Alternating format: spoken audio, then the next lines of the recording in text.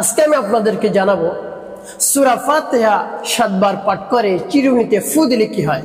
আমি আবারও বলছি, সূরা ফাতিহা 7 বার পাঠ করে চিরুনির মধ্যে ফু দিলে কি হয়। খুবই বহু দামি দরকারি আমলটি আপনি শিখে রাখুন, আপনার কাজে লাগবে। তো প্রিয় ভাই বোনেরা, আমলটি করতে কোনো ধরনের টাকা পয়সা খরচ করতে হবে না, শুধু আপনার কাছে একটি চিরুনি হলেই হবে। কোনোভাবেই আপনাকে বেশি কষ্ট করতে হবে না, অল্প সময়, সীমিত সময় আপনি আমলটি করতে পারবেন। আপনি অনেক লাভবান হবেন, আপনি উপকৃত হতে পারবেন। তাই আপনি এই দামি গুরুত্বপূর্ণ আমলটি আপনি শিখে রাখুন, আপনার কাজে লাগবে। তাই বিস্তারিত জানার জন্য, আমলটি শিখে রাখার জন্য ভিডিওটি শুরু থেকে শেষ পর্যন্ত ধৈর্য এবং মনোযোগ সহকারে দেখতে থাকুন, তাহলে অবশ্যই আপনি এই মূল্যবান আমলটি শিখতে পারবেন। তো প্রিয় ভাই বোনেরা, এই আমলটি আপনি কখন করবেন, কিভাবে করবেন, কোন নিয়মে করবেন এবং আমলটি করে কিভাবে চিরুনি ব্যবহার করবেন আমি আপনাদেরকে বলে দিচ্ছি। তো প্রিয় ভাই বোনেরা, আমলটি আপনি করবেন ফজরের নামাজের পর। ফজরের নামাজ জামাতের সাথে আদায় করে তারপরে নামাজের মুসল্লায় বসে আপনি আমলটি করা শুরু করবেন। যখন আপনি আমলটি করবেন, আপনাকে অবশ্যই পবিত্রতা অর্জন করতে হবে, পবিত্র অবস্থায় আমলটি শুরু করতে হবে। ফজরের নামাজের পর আপনার যদি অজু থাকে তাহলে তো ভালো, অন্যথা আপনি আবার অজু করে পবিত্র হয়ে তারপরে আপনি নামাজের মুসল্লায় বসে আমলটি শুরু করে দেবেন। তারপরে আপনার আমলটি করার ক্ষেত্রে আপনার কাছে কোন জিনিস রাখতে হবে, একটি ভালো চিরুনি রাখতে হবে। যদি ভালো একটি চিরুনি থাকে তাহলে তো ভালো, অন্যথায় আগ থেকেই আপনি বাজার থেকে একটি চিরুনি কিনে আনবেন। তারপরে আপনি আপনার সামনে চিরুনিটি রাখবেন।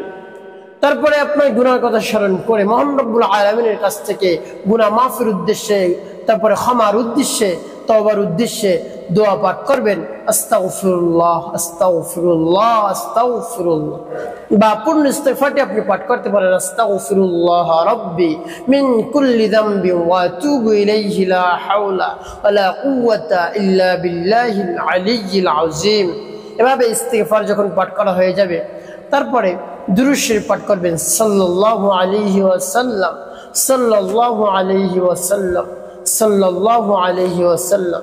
ইস্তিগফার এবং দুরূদ শরীফ যখন পাঠ করা হয়ে যাবে, আপনার সামনে যে চিরুনি থাকবে এর মধ্যে আপনি ফু দিবেন না। তারপর আপনি আমার দেখার নিয়ম অনুযায়ী সূরাতুল ফাতিহা পাঠ করবেন। সূরাতুল ফাতিহা যখন আপনি পাঠ করবেন, তখন আপনি যে উদ্দেশ্যে আপনি আমলটি করবেন সেই উদ্দেশ্যের কথা মনে মনে ভাববেন, স্মরণ করবেন, চিন্তা করবেন। তো আমলের শুরু থেকে শেষ পর্যন্ত আপনি শুধু সেই উদ্দেশ্যের কথাই ভাববেন, অন্য কোনো চিন্তা আপনার মাথায় যেন না থাকে।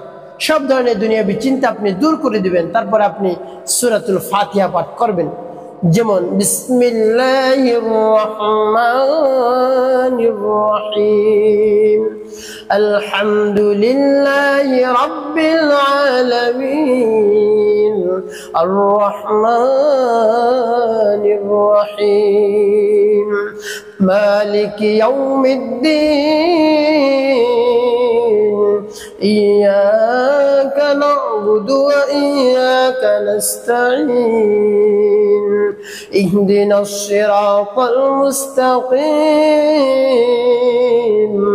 সিরাতাল লাযীনা আন'আমতা আলাইহিম গায়রিল মাগদুবি আলাইহিম ওয়ালাদ-দাল্লিন।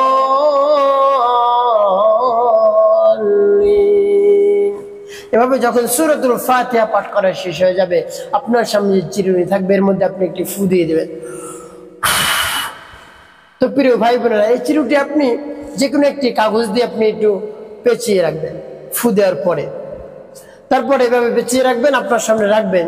তারপর আপনি আবারও পাঠ করবেন, যেমন বিসমিল্লাহির রহমানির রহিম আলহামদুলিল্লাহি রাব্বিল আলামিন আর রহমানির রহিম মালিকি ইয়াউমিদ্দিন ইয়্যাকা না'বুদু ওয়া ইয়্যাকা নাস্তাঈন ইহদিনাস সিরাতাল মুস্তাকিম সিরাতাল লাযীনা আন'আমতা আলাইহিম গায়রিল মাগদুবি আলাইহিম ওয়ালাদ-দাল্লিন। এভাবে সূরাতুল ফাতিহা যখন পাঠ করা শেষ হয়ে যাবে, আপনার সামনে যে চিরুনিটা থাকবে এর মধ্যে আবারও একটি ফু আপনি দিবেন। তো প্রিয় ভাই বোনেরা, চিরুনিটা আবারও সেই কাগজ দিয়ে আপনি এরকম পেঁচিয়ে রাখবেন। তারপরে এভাবে আপনি কতবার সূরাতুল ফাতিহা পাঠ করবেন? 7 বার সূরাতুল ফাতিহা পাঠ করে 7টি ফু চিরুনির মধ্যে আপনি দিয়ে দিবেন।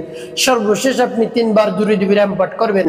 আল্লাহুম্মা সাল্লি আলা মুহাম্মাদ ওয়া আলা আলি মুহাম্মাদ কামা সাল্লাইতা আলা ইব্রাহিম ওয়া আলা আলি ইব্রাহিম إنك حميد مجيد اللهم بارك على محمد وعلى آل محمد كما باركت على إبراهيم وعلى آل إبراهيم إنك حميد مجيد اللهم صل على محمد وعلى آل محمد كما صليت على إبراهيم وعلى آل إبراهيم إنك حميد مجيد اللهم بارك على محمد وعلى آل محمد كما باركت على إبراهيم وعلى آل إبراهيم إنك حميد مجيد এভাবে যখন দুরূদ শরীফ পাঠ করা হয়ে যাবে সেই চিরুনিটির মধ্যে আবার 2টি ফু দিবেন। এভাবে চিরুনিটা বের করে আবারও চিরুনিটা আবার কাগজ দিয়ে আপনি পেঁচিয়ে রাখবেন। তারপরে এভাবে আপনার আমল করা হয়ে গেলে এই চিরুনি আপনি কি করবেন, কোন উদ্দেশ্যে আপনি এই চিরুনি পড়লেন।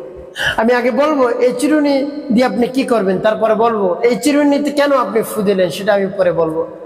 এই চিরুনি দিয়ে আপনি মাথা আঁচড়াবেন, মাথার চুল আঁচড়াবেন। আপনি সকালে ফজরের নামাজের পরে মাথা আঁচড়াবেন, তারপরে বিকেলে আঁচড়াবেন, তারপরে রাত্রে ঘুমাতে যাবেন এর পূর্বে আপনি আঁচড়াবেন। তো এভাবে কেন আপনি চিরুনি পরে মাথা আঁচড়াবেন, কোন উদ্দেশ্যে আপনি এই চিরুনিটা পড়লেন?